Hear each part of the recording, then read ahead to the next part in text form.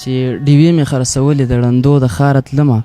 یو ورځ هسې د شړې مقبرې په لاره تلمه بابا وې د ماکه کې مړ بچی به ماته ناسو اکثر چې به زه ستړی ماسخوتن د کاره تلمه یو څو یتیمانان په یو تازه قبر پراتو د کونډې د نکریزو لاس په وینو باندې سرو په دې خلکو قیامت خو سرکار ته خبر نه و زمونږ واکداران په محلونو کې وده و زمونږ دپاره ګوره ناروا فیصله وکړي زمونږ د سرونو د سودا فیصله وکړي چې نورې د پښتون وینې بې ځایه تویې نه شي سرکار دې د پښتون په حق کې دا فیصله وکړي بې څوکه پښتانه یو بې زنځیره غلامان یو په نوم د دهشتګرد مو یادوي سرې ګریوان یو چې کله د وطن د حفاظت خبره راشي کولې په سینه مونږ خورو ولاړ په هر میدان یو یقین که دې په ما نه وي اینه به درته کېدم خو مخ به پکې نه ښکاري ضمیر به پکې ښکاري